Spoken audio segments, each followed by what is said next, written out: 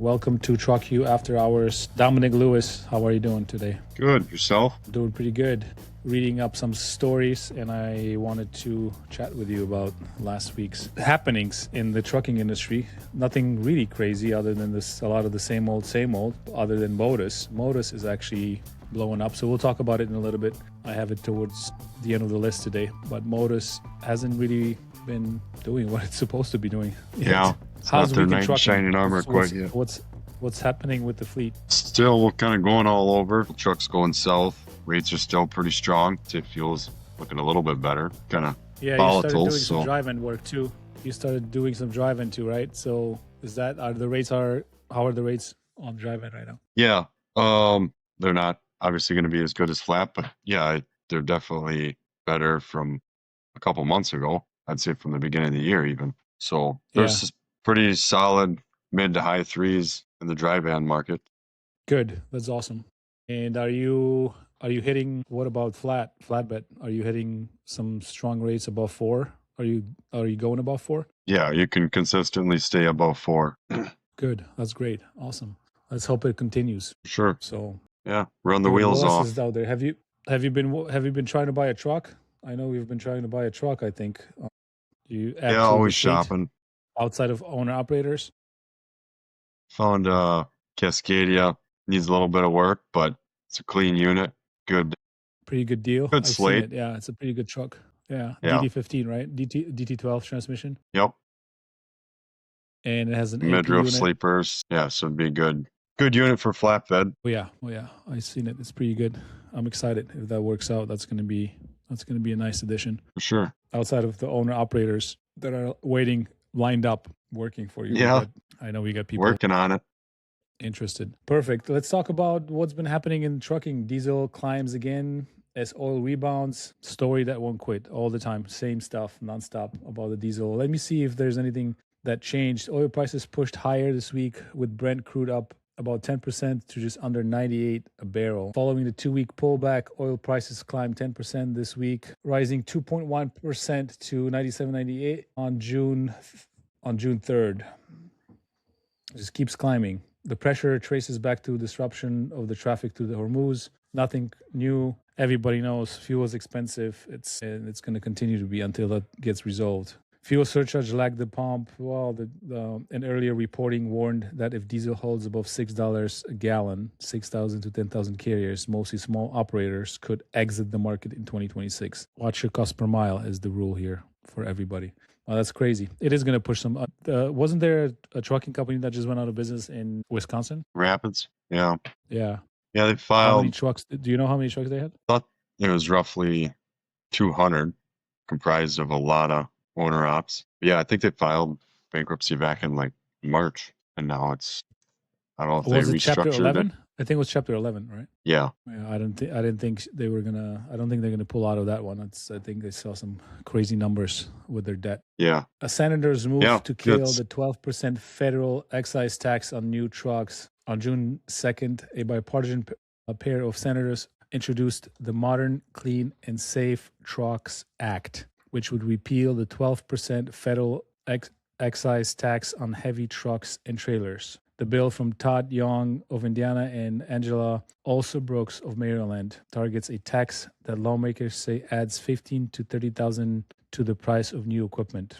The FET dates back to 1917, when it was created to help fund World War I. Supporters argue that because the tax hits new equipment but not used, it pushes fleets to hang onto older trucks. Why is it important? This is pretty much a small carrier. Maybe it relates to small carriers. Senator Young framed it as tax that hurts the small businesses and independent truckers at the core of American trucking. It's an introduction, not a law, and it now sits with the Senate Finance Committee. So there is a long road ahead, but it's worth tracking if you've been delaying a truck purchase. Interesting. That would be a big help. That would push, definitely. I mean, that would create. Yeah, I think. And another angle is the excise tax, I think, feeds a lot of your like highway construction.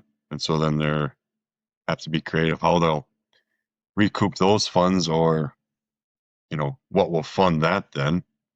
One thing I was reading was like just a higher tax on diesel. So I don't know if it will change, but they're gonna have to find it somehow. They're correct. gonna have to find that gap somehow. So, well, who knows? Maybe they found some money somewhere else, but that'll be maybe a reason for you to go about and buy some new trucks, huh? Yeah. FedEx spins off the freight division. On June 1st, FedEx announced it's spinning off FedEx Freight into a separate, independent, publicly traded company. The move carves the less-than-truckload operation, one of the largest LTL carriers in the country, out from the Purcell. I can't pronounce that. Purcell giant. Purcell or Purcell? Jesus Christ. Why is it important? And the independent FedEx Freight changes the competitive map in LTL, and the ripple effect on pricing and capacity in the segment are worth watching for anyone running freight that touches the LTL world. Yeah, I don't know. FedEx has been trying to be creative with their strategy lately. Spot rates keep outrunning contract rates as capacity stays tight. The June state of the industry data shows a freight market that's still volatile and supply constrained. Spot rates are outpacing contract rates, pulling capacity into the spot market and signaling upward pricing pressure, while enforcement events like road check quickly drove tender rejections and spot rates higher. Demand remains flat overall, with cautious shippers ordering tied to inflation concerns. ACT research adds that the firming is being driven mostly by supply-side tightening, driver availability, regulatory enforcement, and slower equipment replacement, rather than a broad demand surge, with contract rates now starting to catch up to spot.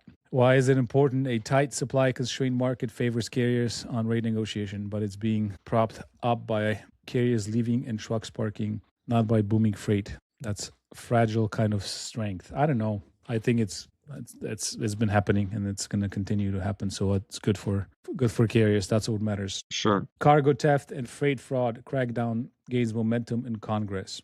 Have you heard about how is cargo freight in Wisconsin? Do you hear about cargo freight at all up there? Not so much. Chicago is crazy. I've been hearing about some warehouses, carriers, and fake trucking companies stealing a lot of Amazon freight. Really? And just sitting on millions. And yeah, I was next to a warehouse that was doing that. It was a while ago. I think it was during COVID. Yeah, it was during COVID where they just stacked up on so much freight. It was all stolen. And I think they estimated about over $1.5 million in freight in that warehouse that was stolen. They caught everybody. The push against organized freight crime is moving on two tracks. The House passed the Combating Organized Rail Crime Act in mid-May, and it now heads to the Senate.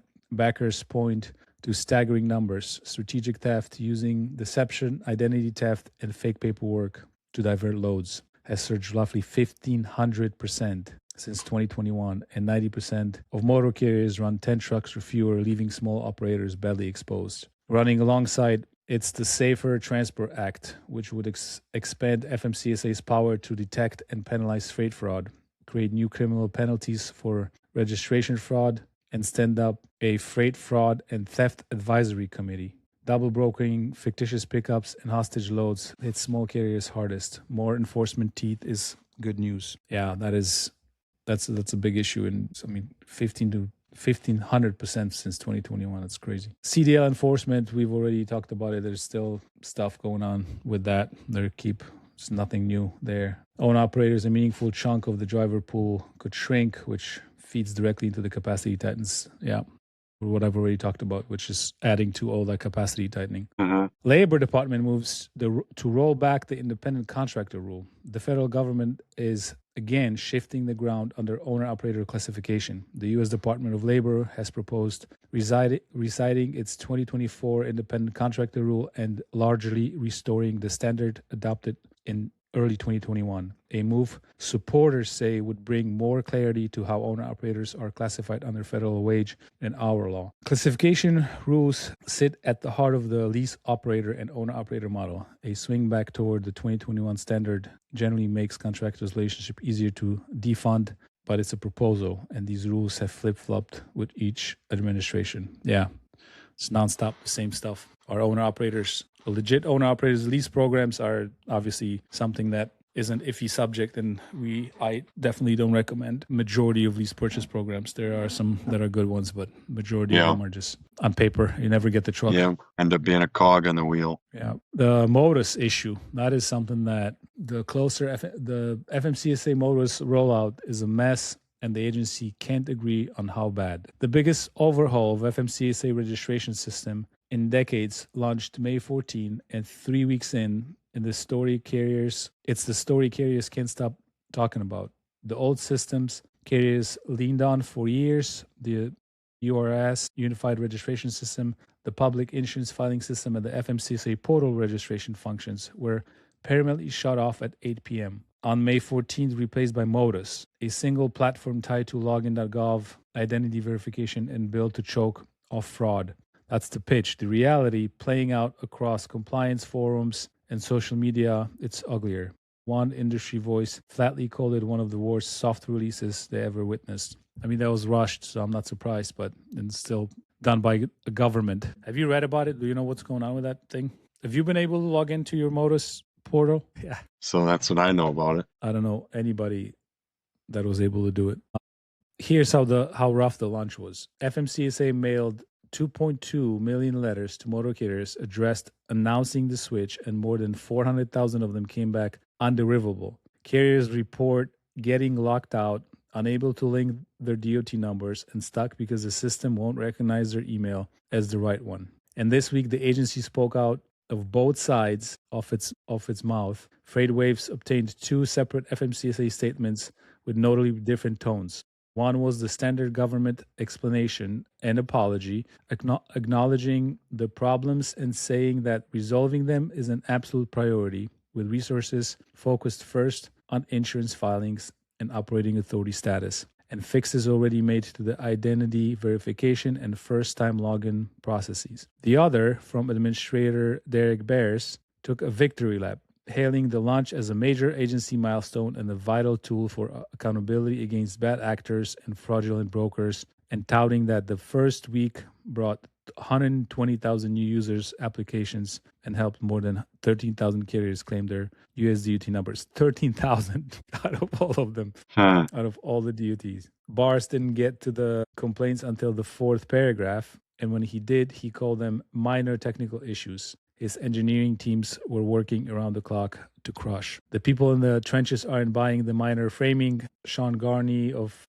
Scopelti's Transportation Consulting, who's been helping clients navigate the system, said he doesn't have a good sense the agency is getting any closer to fixing it. He also flagged a worrying tell, a break in the normal schedule for posting CSA safety scores, which could mean FMCSA is pulling technical resources of other systems just to keep Motus afloat. So what's the move if you run a small fleet? The advice from both Garney and the agency itself lands in the same place, and it's the practical takeaway worth holding on to. If you don't need to be in the system, stay out of it for now. Garney's guidance is simple. If there's no expiring insurance and no MCS 150 update due, wait, because you have to believe they're working to fix it. Even Bars conceded that accounts already in good standing can beat the rush by holding off and logging in over the coming weeks once the traffic settles. I don't know what they were thinking. I mean, you're going to direct so many thousands of carriers to log. I mean,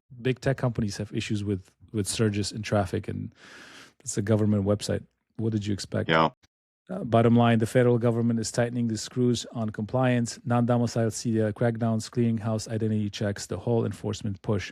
At the exact moment, its own front door system can't reliably let carriers in. If we've got a filing deadline bearing down, build in extra time and document every attempt. If you don't, leave it alone and let the dust settle. You don't have to do it. You don't have to do anything, do you? Not till August. So hopefully they have it figured out by then. No, you have to start right now to try to get into it. Yeah, but see how good that's working for them. Yeah.